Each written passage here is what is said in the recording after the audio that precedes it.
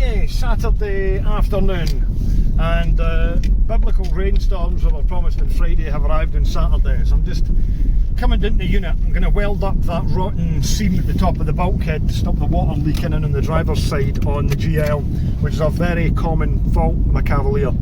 So I'll show you how to do that.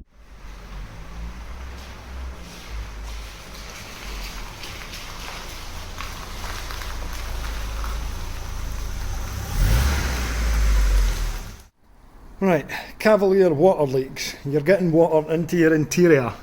One of the first things you want to check is this rubber, don't know what you'd call it here, sock. It gets full of dirt and muck, sat there, and it gets filled up, which means it can't clear it. It's designed to let water run out the bulkhead. So you need to clean that out first before you do anything else, because that's sometimes what's to blame for it.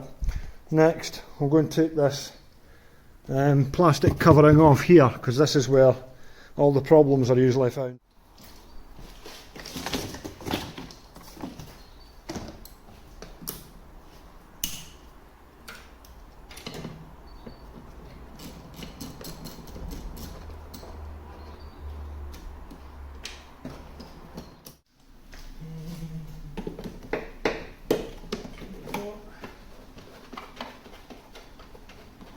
.24mm plastic nuts underneath the wipers. Sometimes, yeah, I'll just finger tight. And this plastic scuttle panel cover. Well, as we can see, if we move in here, I've already poked a hole in there to see what the problem is. But I'll put this top corner where your wiper linkage is. Even if you can't see anything there, there's seam sealer down there, and it cracks and water gets into the back of it. So even though that looks okay, the water will run down inside of the car. This is obviously a bit beyond that, so what I'll have to do is remove the wiper linkage, get in there and weld it up. But also, that's full of sound deadening and electrics behind there, so I'm going to have to be careful with what I do with that. So next I shall remove the wiper linkage. So just 3 8-mils. That's your wiper motor linkage assembly out the road. So I've got loads of space to work on in here now and find out just how much rots in about it. Yeah, you see the hole, you'll probably find, even if you don't have a hole sitting there, oh, the seam sealer, it just breaks off and it's all doing nothing.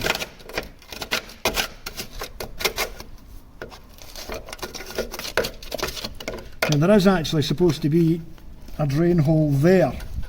This rectangular section, that drains water out from the bulkhead down into the corner. So it's time to give a run out to the most satisfying but also most antisocial of our tools, the needle gun. We're going, it's good because I can get it right in the corner there and go and clean all the bits of seam sealer and crap out, and we'll see what we're dealing with. This thing makes a hell of a racket, so I'm actually going to use some PPE. That tells you how bad it is.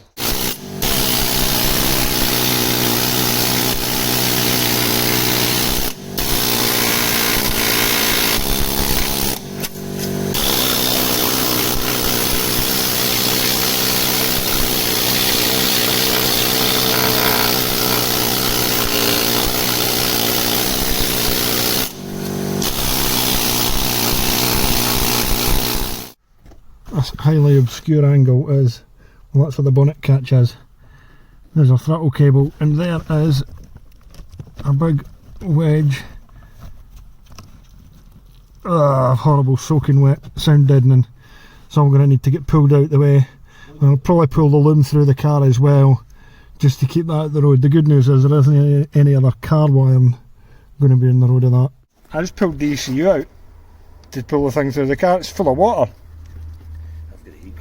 It was still running on it, no, just leave it, look at that. I'm amazed that was still running. That must have just happened surely. That's how it sits at the moment. Problem is, can't get the grinder in. I need some more tools, some better tools to be able to grind in about things. So When it comes down to it, I'll use the die grinder, but I'm about to use one of the most dangerous and vicious tools of all time. And I can't find the welding gloves either, so I'd better watch it. I don't slip with it.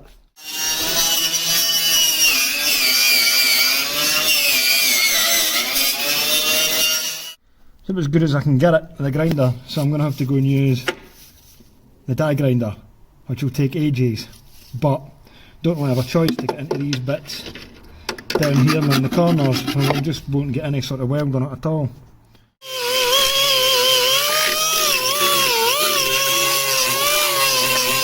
Right, I've got that about as cleaned up as I can get it. I would like to get those edges nicer, but it doesn't matter. You know, it's going to get welded over anyway. This bit of old Cavalier replacement wheel arch and go and cut it into shape and see if I can put a plate on the horizontal and then a plate on the side. So I'll get that measured up now.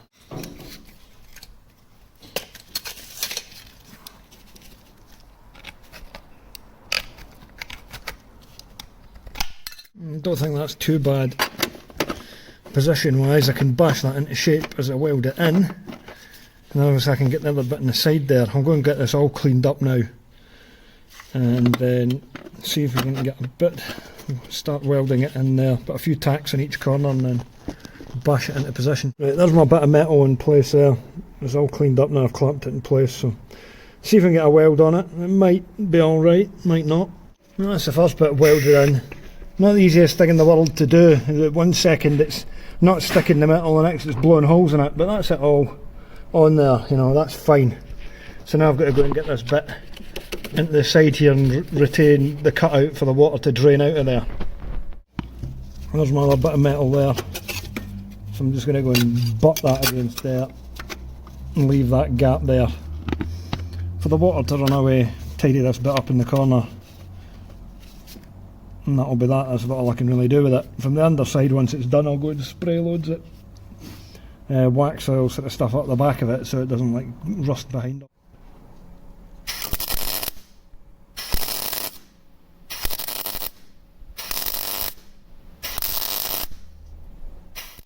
For reasons of age and decrepitness. See, every time I fucking start doing this, and he starts up with that fucking drill. Do we know what he's doing? Try that again. For reasons of age and decrepitness, I've had to stop because my back really hurts leaning into that engine bit to weld that up. I've got most of it done though. Horrible to weld to at certain angles, but what I would do, you get put a nice coat of seam sealer over there, but I can't do that either because somebody has used an entire 2 litre tub of seam sealer on something else.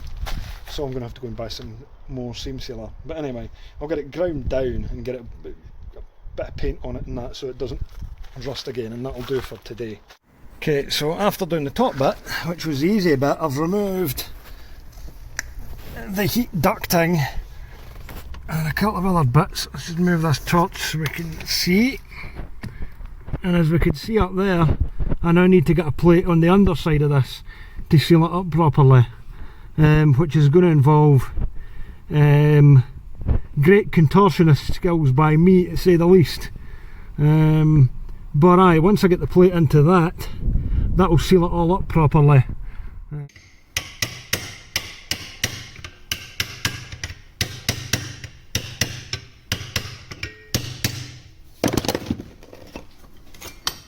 See if that's anywhere close.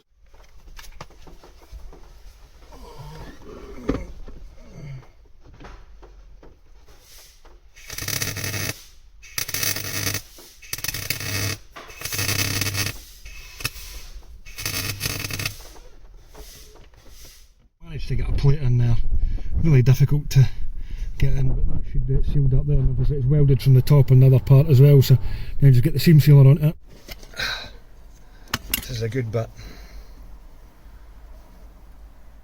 There we go. I've just covered it right up with seam sealer. The point being that it's waterproof as well, so it might not look pretty with the plates there, but that'll make it waterproof. The water won't come back in. Seeing as it poured down all day yesterday, I'm just putting a bit of Q-Rust in amongst this because it's gone a bit orange. And I'll let that sit for a bit before I seam sealer it. I don't care, I'm putting absolutely loads of this on here so we don't get any more water ingress into the car.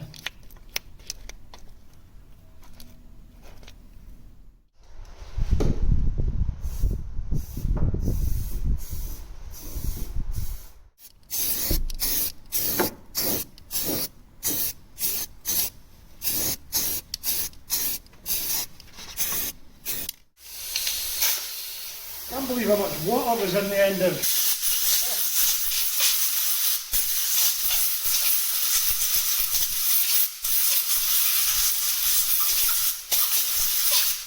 That'll do it. I'm honestly amazed that the car was still running with that amount of water in the alarm plug. There you go.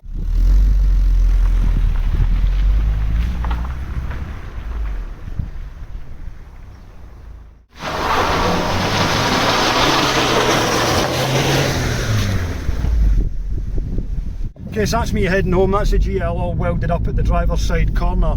That's where water is most likely to leak from. As I said before, even if it looks okay, it will dry out.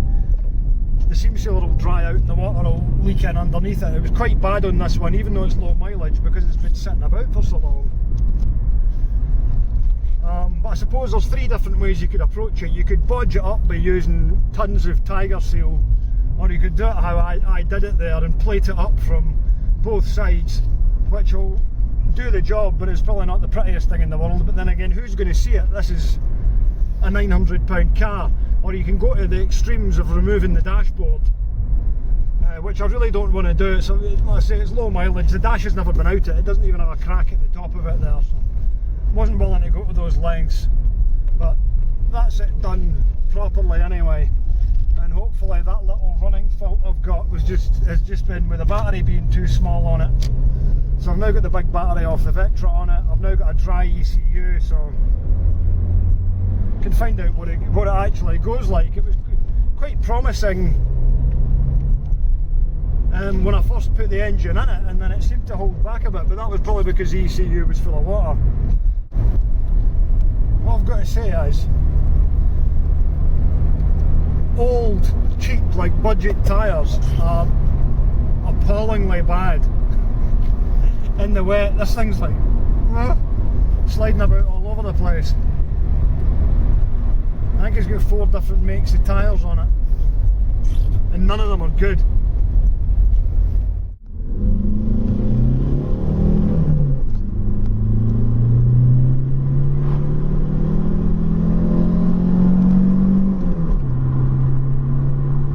Oh, that's alright.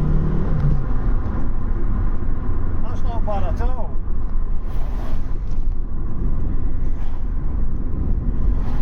Pretty lively, considering I've got absolute minimal traction due to these bad tyres. Take it very easily around this roundabout. I was driving absolutely spot on now. The ECU's started to learn. When you first put an engine in and the battery's been off a car or it's been parked up for a while, it takes a while for the ECU to learn again, and this is picking up nicely. Quite impressed with that.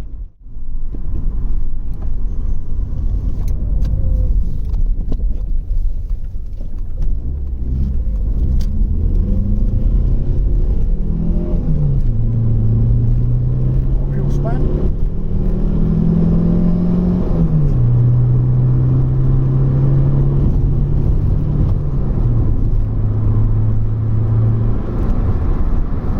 Spot on. This phone microphone probably won't pick it up that well, but that is purring away beautifully.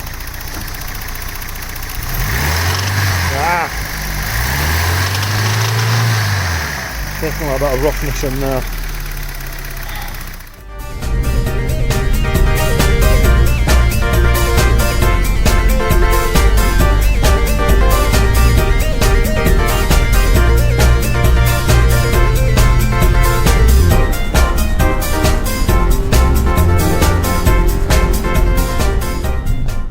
See how tough the mechanicals in a Cavalier are.